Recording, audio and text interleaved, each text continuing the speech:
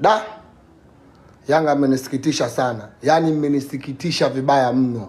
Hata kama mpira utani, lakini kwenye hili swala mmenisikitisha. Wala siongei kwa utani, naongea kwa uchungu.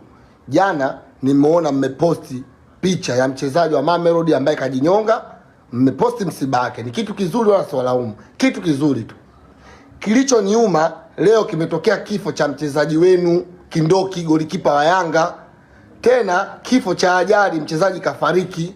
Mimi nimefuatilia baada kusikia kifo ili kupata uthibitisho, nikaingia kwenye peji ya Yanga nione, kwa sababu si mchezaji wenu. Nione Yanga mkiwa mmemposti. Uwezi amini. Paka hapa na shoot video, paka sasa hivi dakika inaongea mimi hapa. Yanga hakuposti kifo cha Kindoki. Yaani Yanga hakuposti kifo cha Kindoki.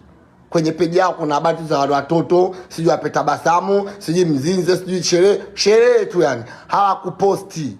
Wakati jana wameposti msiba ambao hata wahusu mchezaji ambaye hajacheza na Yanga. Mchezaji wa Mamelodi wamemposti kwenye peji yao jana. Leo mchezaji wao Kindoki, golikipa, kafariki. Kwenye peji ya Yanga hajapostiwa, wala hana muda wala kuposti. Hivi familia yake Kindoki inajisikiaje? Familia ya mchezaji ambao wamemtoa mtoto wao wamekubali kwa mtoto wao achezee Yanga, idakie Yanga. Leo hii anafariki, kwenye peji ya Yanga inashindwa hata kumpost. Hivi familia inajisikiaje familia yao? Kweli football ndio iko hivyo, mpira ndio ipo hivyo, fair play ndio ipo hivyo, fair play.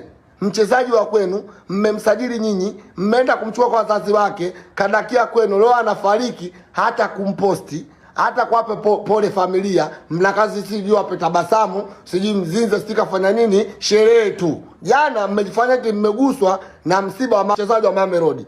Eti mchezaji wa Mamelodi amewauma kuliko mchezaji aliyecheza kwenye timu yenu.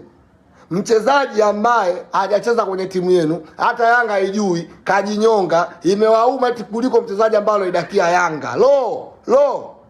Kweli ndio naamini. Katika watu 10 wa Yanga, watu 7 wote wachawi. Katika watu 10 kutana nao wa Yanga, 7 wachawi. Ukikutana na watu 10 wa Yanga, 7 wote wana roho mbaya. Leo ndio nimeamini. Nyinyi mna roho mbaya.